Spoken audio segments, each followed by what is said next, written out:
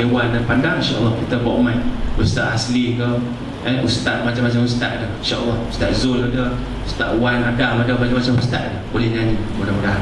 Tapi apa yang saya nak kongsi, saya cerita satu pengalaman.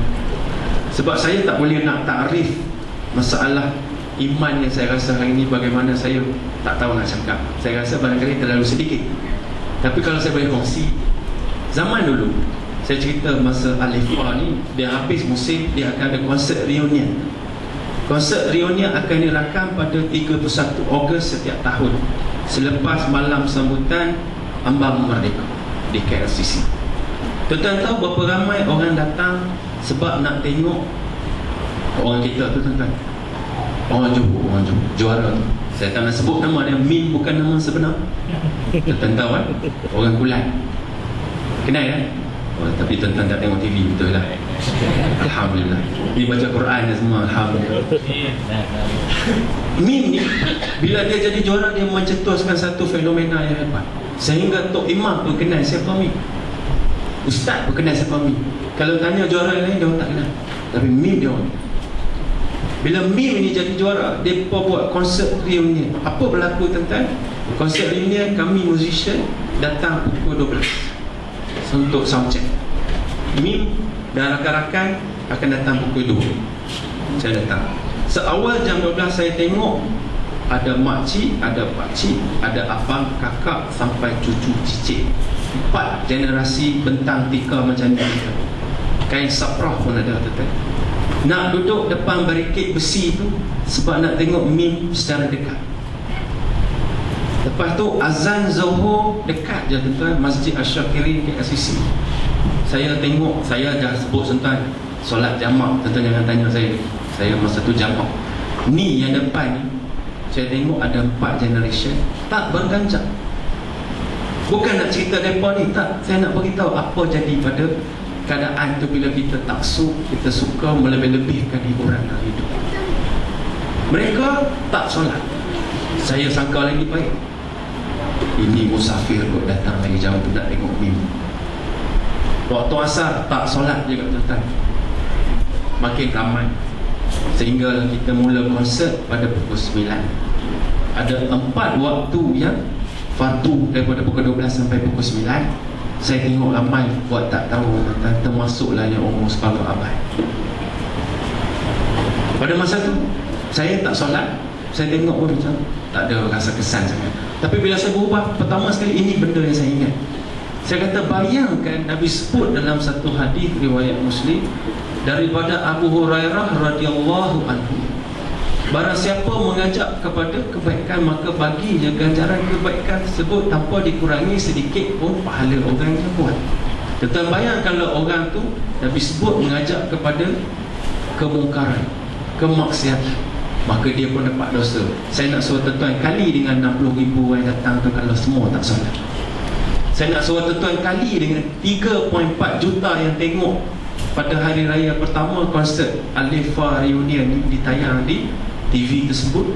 3.4 juta ni kalau setengah tak solat sebab tengok ni, berapa banyak yang saya pikul dosa. Sebab itu saya datang. Saya nak beritahu kepada orang-orang yang pernah saya sesatkan, sama ada saya sedar ataupun tidak, rela ataupun tidak. Tuan-tuan baik, kita ni dah tak mengajak kepada kebaikan satu perkata lagi, kemudian mengajak orang buat mungkar dan buat benda tu macam tak ada apa-apa, tuan-tuan. Mana boleh. Allah kata apa, benda tu sebesar zarah pun kalau baik Allah akan timbang, Allah akan bagi ganjaran. Begitu juga sebalik.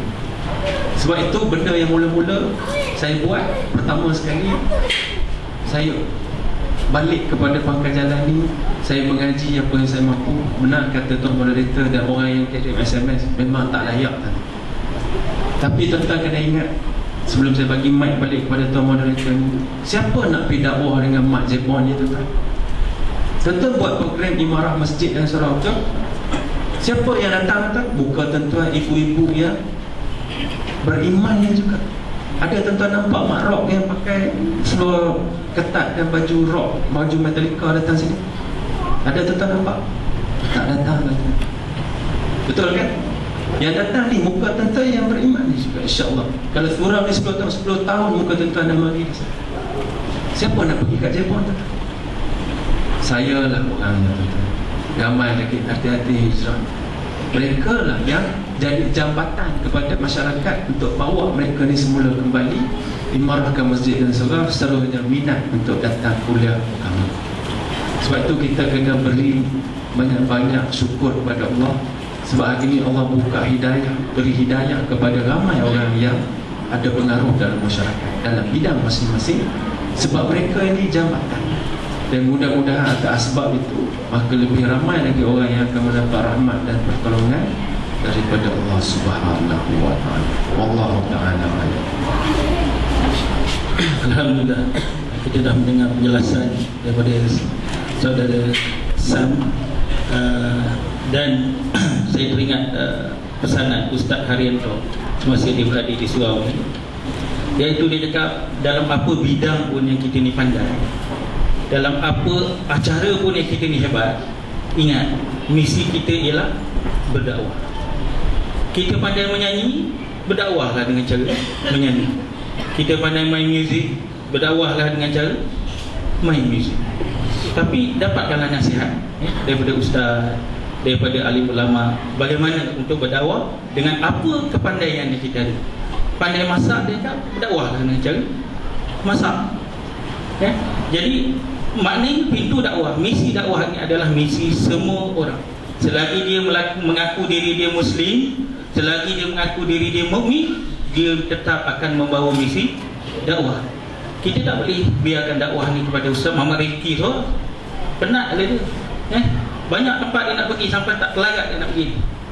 Jadi untuk Ustaz, pertanyaan saya pada malam ni ialah berdasarkan sejarah Islam, ramai penghijrahan yang berlaku daripada zaman jahiliah masuk kepada mendapat nur cahaya Islam ini, dan mereka akhirnya bermati-matian untuk Islam, sanggup mati kerana Islam.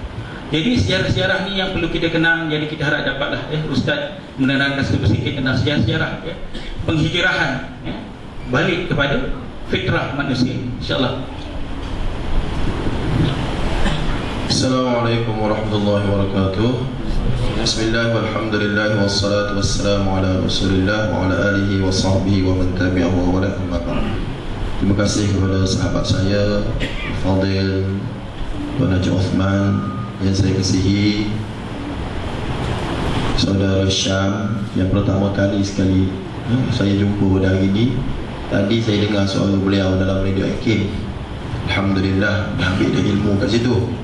Dan Allah Subhanahu wa ta'ala, seterusnya muslim-muslimat sekalian, Allah Subhanahu wa ta'ala ni tuan-tuan, dia sebut dalam Al-Quran tentang kewajipan berdakwah pada semua orang. Kalau kita baca kitab Usul Dakwah karangan Abdul Karim Zaidan, Allah Ta'ala berfirman, wal takum minkum ummatun yad'una ilal khair. Ustaz-ustaz biasanya terjemah ayat ni adalah ada sebilangan daripada golongan kamu yang menyuruh kepada kebaikan dan mencegah kepada kemungkaran. Baik, ayat ini disebut oleh Abdul Karim Zaidan dalam kitab Usulud Dakwah. Dia kata min di situ, wal takum minkum, bukan min lit tab'id. Tab'id maksud dia min sebahagian. Maknanya kalau sebahagian buat, yang lain dah lepas, fardu kifayah tak. Min di sini dia panggil min bayaniyah. Min dengan makna keterangan, min penjelasan. Wal takum minkum, jadi terjemahannya adalah kamu, iaitu kamu umat Islam semua kena ambil tugas dakwah. Jadi maknanya dia tidak terkecuali kepada siapa-siapa, dan tidak kepada saya seorang, tidak kepada saudara Syam seorang, tapi semua kena buat kerja dakwah dalam kepakaran bidang masing-masing. Allah Subhanahu wa ta'ala berfirman, kullu ya'malu ala syakilati. Semua orang bekerja berdasarkan bentuk yang Allah Ta'ala telah bentukkan itu. Kalau dia jadi ustaz, dia kena ceramah. Kalau dia jadi artis, dia kena dakwah gaya artis. Sebab itulah sahabat pernah bercakap kepada Rasulullah SAW, ya Rasulullah, ana ramyun min rimayatil Islam, farmi biha anna syi'ta. Aku adalah salah satu panah daripada panah-panah Islam. Kau panahlah aku ke mana kamu nak letak. Maknanya kesanggupan yang ada pada sahabat ridwanullahi alaihim ajma'in. Dan saya sebenarnya dah lama dah fikir benda-benda macam ni. Kalau tuan-puan biasa dengar ceramah saya kata saya pernah berusrah bersama dengan para ustaz. Saya kata kita telah melakukan dosa di kalangan ustaz-ustaz. Waktu saya mula-mula datang Johor ceramah, saya usrah bersama dengan Ustaz Hairozi, beberapa ustaz lagi yang kuat ceramah. Saya kata ustaz-ustaz kat Johor ni telah melakukan dosa kerana dia berceramah kepada orang yang dah baik. Kerana kita dah ceramah kepada orang yang dah baik. Saya ceramah kepada orang masjid ya, sebab tempat saya ceramah masjid. Dan macam mana kita nak pergi ke Dangan Bay? Waktu tu Dangan Bay ada apa nama konsert, apa nama Jom Heboh waktu tu. Macam mana kita nak perbaiki akhlak muda-mudi yang ada kat Dangan Bay? Waktu tu timbul, lepas tu keluarlah apa pandangan ustaz dalam usrah ni. Saya Ustaz Razi, apa pandangan ustaz kalau kita panggil artis untuk datang kerana nak tarik muda-mudi datang? Bila artis datang, muda-mudi pasti datang. Tetapi artis ni kita telah bagi briefing kepada mereka apa yang perlu mereka buat. Lepas siap, mereka bagi sedikit apa nama lagu-lagu yang bukan teruk sangat, lagu-lagu dalam apa nama lingkungan yang boleh, yang masih lagi harus, sebab muzik ni dia ada khilafiyah. Kemudian bila orang dah ramai, okey, waktu itulah kita bangun dan kita cakap tentang mati. Kita ada sound system yang baik, marah buka dan sebagainya.